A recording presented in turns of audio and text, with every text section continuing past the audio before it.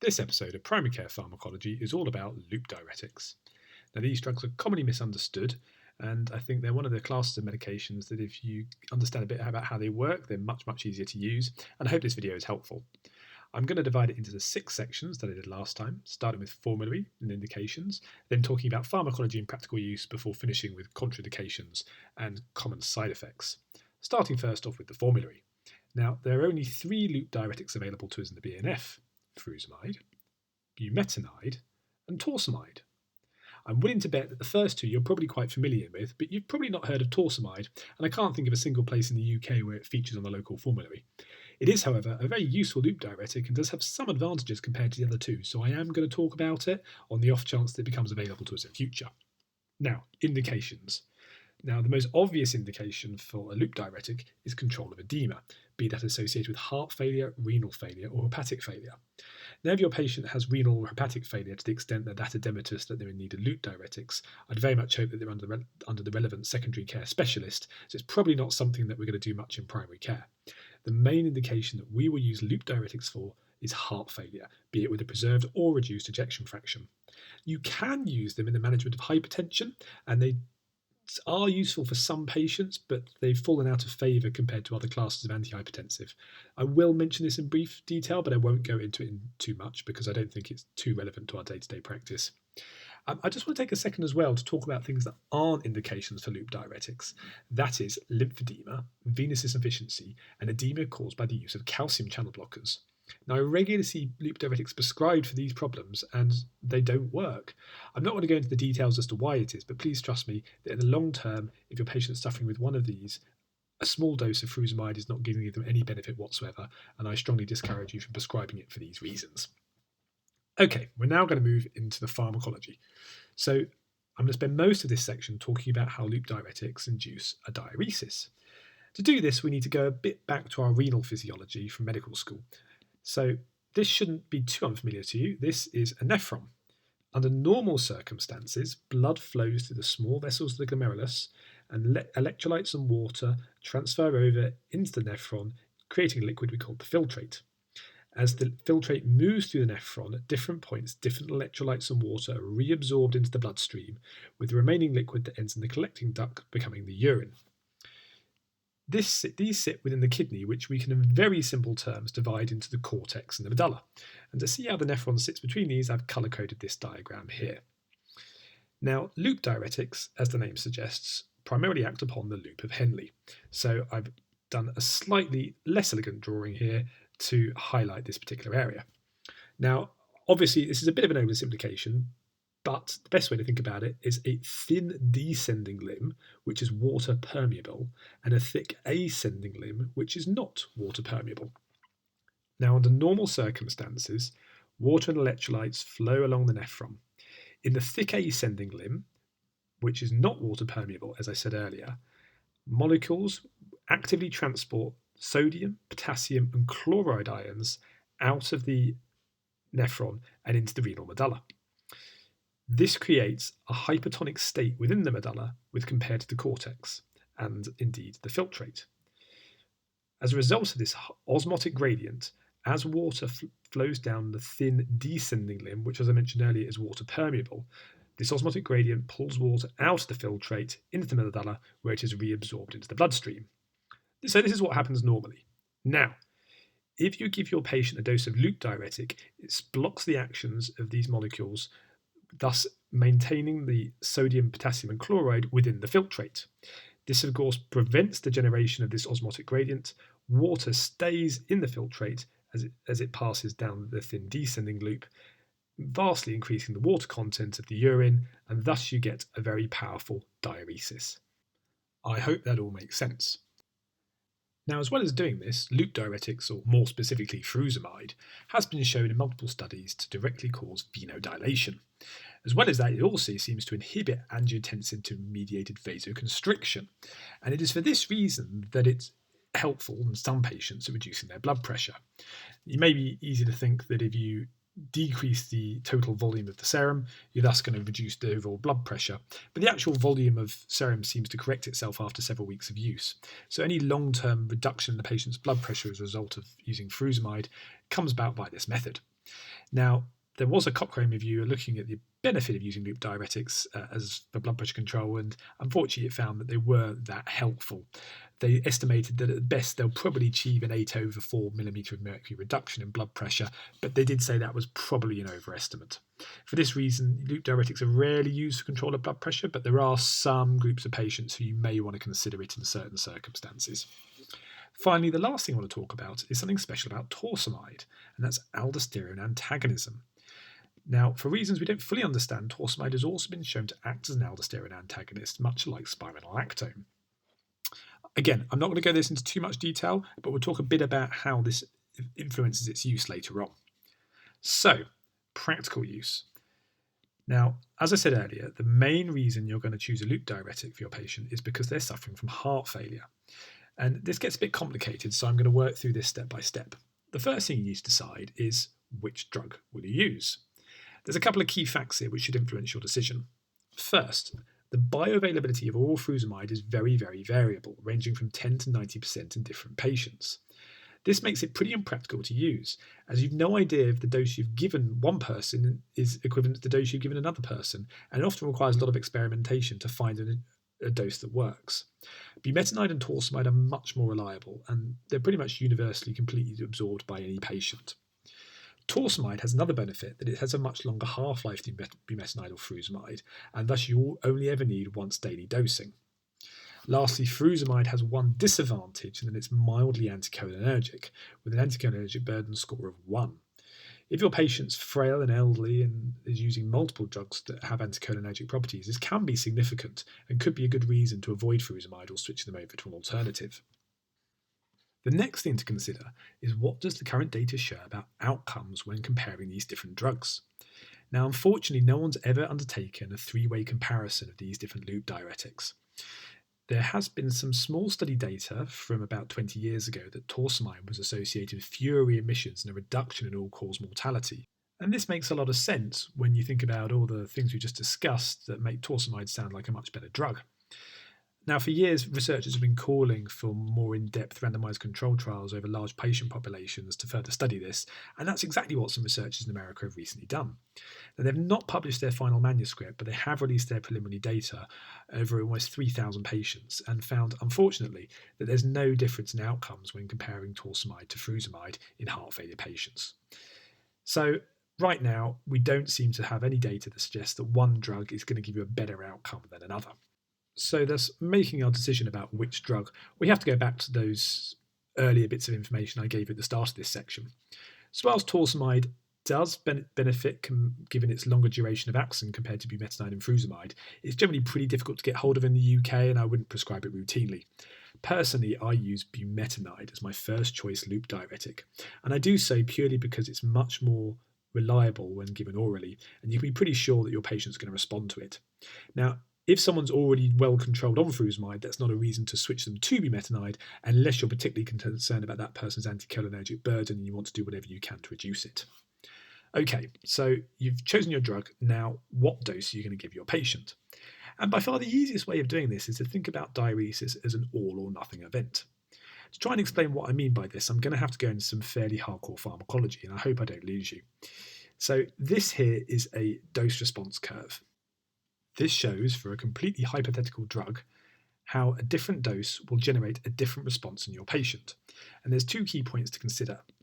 Here is the point at which you start to get some response, and thus this would be the minimum dose before you get anything that's worthwhile. Now, higher doses will generate a greater response in your patient until you hit a ceiling, at which point the response seems to plateau, and that's this point here. Now, of course, the range between these 2 points is your dosing range, and you can work up or down this range depending on your patient's needs to generate the response you want. Now, for a loop diuretic, the curve looks a lot more like this, with a very, very, very steep gradient.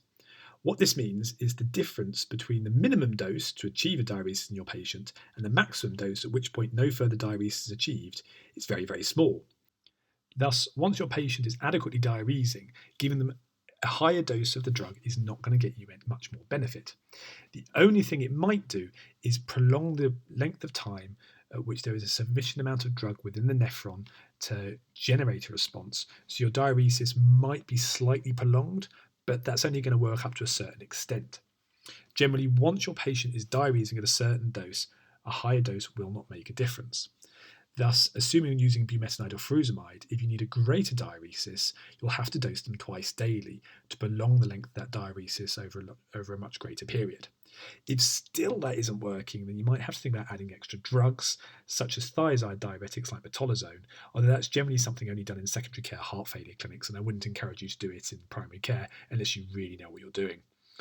Now, in order for any of these drugs to work, you have to have a sufficient amount of the drug in the nephron, and thus patients with chronic kidney disease who have a lower rate of filtration often need much higher doses to achieve a diuresis. So don't be afraid if your patient isn't diuresing to increase their dose until you do get a response. Okay, so you've chosen your drug and you've chosen your dose. When's the patient going to take it? Now, you may know that the old-fashioned brand name for furosemide is Lasix, and this is apparently because it lasts 6 hours. We thus give our doses early in the morning and at lunchtime, and you probably should avoid dosing someone after 2 p.m. to prevent nocturia. Now, as I mentioned earlier, torsemide has a much longer half-life and thus only needs dosing once a day, assuming you can get hold of it. So you've chosen your drug and you've chosen your dose. How are you going to decide if it's going to work? And this is going to come down to taking a good old-fashioned history. I generally ask my patient 4 questions. Number 1, I ask them, since they've started taking the drug, have they noticed a diuresis? And if they say, yes, doctor, I ask them, how long is it lasting? If they tell me it's been going on all day and all night, then that probably tells me I'm not doing anything at all. If they tell me that, yes, actually, for the several hours after taking the drug, they're back and forth to the toilet non-stop, but it dies down after lunchtime, then that's a good sign that I'm actually doing the right thing and I'm getting a good response. I always ask them if they're having nocturia, as this would suggest I'm actually underdosing them, as this is a symptom of fluid overload. So if they're up or down 4 or 5 times a night, I'm probably going to need further doses of loop diuretic to get a sufficient diuresis. It's also a good idea to weigh your patient, so this is a good way of tracking any water loss. And you would be aiming in an overloaded heart failure patient to probably reduce their weight by about half to 1 kilogram a day. Now, based on this, how would you then go about adjusting your dose over long periods of time? And the ultimate aim of treatment here is to achieve a negative fluid balance until the patient achieves a euvolemic state, or so-called dry weight. Now, unfortunately, in all the different cardiology guidelines, there's no agreed way of how to assess what exactly a patient's dry weight is. You can do lots of clever things with ultrasound machines, but that's not something we really can have access to in primary care. What I can tell you is that resolution of a patient's breathlessness alone is not a good indicator that they've achieved their dry weight, and you need to look for other evidence of fluid overload as part of your examination. Now, once your patient's achieved their euvolemic weight, or what you believe to be their euvolemic weight, you can at this point down titrate or stop their diuretic dose altogether. If you've got a patient who's really switched on and is really keen to be involved in their care, what they could in theory do is monitor their weight on a daily basis and take doses of diuretic or additional doses of diuretic when their weight rises above a certain preset level. They can then stop doing this once they achieve their dry weight once more. Of course, most patients probably aren't going to be able to do this, and you'll have to take this responsibility for them. But if you've got someone who's quite switched on and is really keen to take a lead in their own treatment, then this is definitely a strategy that's worth pursuing. Next, I want to talk a bit about contraindications. And the headline in terms of contraindications for loop diuretics in primary care is that there aren't any. The 2 groups you really need to be careful with these drugs are people who are completely anuric, and I'd hope if your patient is anuric, they're either being admitted to the intensive care unit or they're under the care of a renal physician for their end-stage renal failure. Obviously, the other group of patients to be cautious in is those with severe hyponatremia or hypokalemia, but again, these are patients you probably want to consider admitting anyway. Now, loop diuretics can exacerbate diabetes and gout, but that's not a reason that you shouldn't use them. You probably just need to be a bit more careful about their sugar or urate control whilst you continue to use the loop diuretic. Lastly, I want to talk a bit about side effects and their management. Now, by far the most common side effect, which causes a great deal of anxiety for clinicians, is creatinine increase. We get very worried that when we give these drugs, we're going to somehow damage the patient's kidneys, and this leads to the current persistent myth that loop diuretics are nephrotoxic. They aren't. Now, it's true that if you start someone on a loop diuretic, you can see a reduction in the eGFR, but this doesn't necessarily mean there's a true acute kidney injury. The believed process is that a loss of water leads to a hemoconcentration, thus a rise in the creatinine concentration on the blood tests. This thus causes a reduction in the eGFR when we do the calculations, and we often refer to this as a pseudo-acute kidney injury. Now, I'm sure we've all seen patients with acute decompensated heart failure in hospital who do suffer very severe acute kidney injuries, and the truth is the causes of this are rather complex and not always fully understood. In recent years, we've taken to using the terms cardiorenal syndrome to describe this phenomenon, and indeed, acute kidney injury in the context of a severe episode of decompensated heart failure is a recognised variant of this. So, how do you decide whether the creatinine rise is purely down to this hemoconcentration or represents something more sinister? The generally accepted method of doing so is to decide whether the patient is diuresing or not. And if your patient is successfully diuresing with a loop diuretic, a creatinine rise is generally acceptable. Now, if you're a bit nervous about this, NICE does provide specific guidance on how to manage creatinine rise in the use of loop diuretics as part of its heart failure guidelines. I'd encourage you to have a look at it whenever you get a creatinine rise you're unsure about to decide whether any further action is needed, and it spells out in very clear steps as to what you should do. There's some interesting evidence from inpatients treated for acute decompensated heart failure in hospitals that looked at the long-term effects of their treatment over the next 6 months or so. And they found that patients who, in response to loop diuretic therapy in hospital, displayed evidence of such hemoconcentration actually showed a mortality benefit to those who didn't. And probably this represents the fact that the treatment was more successful and they were more successfully offloaded on discharge. I should also point out that loop diuretics used over the long term is not an independent risk factor for progression of CKD towards end-stage renal failure. The researchers on this paper that I've linked here, whilst they did find that the use of loop diuretics was associated with worsening kidney function in the long term, they decided that this is most likely representative of the patient's wider comorbidities that necessitated such treatment, and the drugs themselves weren't actually the cause of any decline in kidney function. I next want to talk a bit about diuretic resistance, and this is an important thing we need to consider, even though it doesn't affect us too much in primary care, but it is something we can have a great influence on, and it can affect the patient's long-term trajectory. Now, what we know is that prolonged use of loop diuretics can result in resistance to their effects, and the pathophysiology of this is quite complicated, and I'm not going to go into it in any detail. What this means is if your patient is suffering from diuretic resistance, if they later pitch up with acute decompensated heart failure needing admission, they can require much greater doses of diuretics to offload them whilst in hospital. Patients affected by this tend to have far worse outcomes than those who don't. So for this reason, it's well worth trying to down titrate your treatment whenever possible to minimise the long-term dose of loop diuretic. I also should point out that use of non-steroidal anti-inflammatories can exacerbate this diuretic resistance. So if you've got any patient with long-term chronic heart failure, I would avoid use of non-steroidals in these patients, as you may cause them problems later on down the line. The last side effect I want to talk about is electrolyte disturbance. And it shouldn't come as a surprise that when you give these drugs, you can increase depletion of sodium and potassium via the urine. For this reason, whenever you're changing doses, you need to carefully monitor the patient's electrolytes, and even then on a stable dose, you should monitor them at regular intervals, which NICE recommends to be done 6 monthly. If patients have long-standing hyponatremias or hypokalemias, these tend to be associated with a poorer long-term prognosis, although we don't know whether this is representative of the patient's worse disease state or the electrolyte deficiencies themselves are independent risk factors. Now, if you've got a patient who's hyponatremic, you can challenge this by imposing a fluid restriction on your patient or stopping any thiazide diuretics they might be on. The European Cardiology Society guidelines do suggest you could consider an SGLT2 inhibitor, but further research I've read about on this decided that any effect on the patient's sodium is unlikely to be to a clinically significant level. Of course, if you've got a patient with heart failure, either with preserved or reduced ejection fraction, they'll probably benefit from an SGLT2 inhibitor, so it's definitely something you should consider unless there's an obvious contraindication. Hypokalemia is a little bit easier to challenge, as you can start the patient on an aldosterone antagonist like spironolactone, or you can increase or initiate a renin-aldosterone blocking agent such as ramipril or losartan.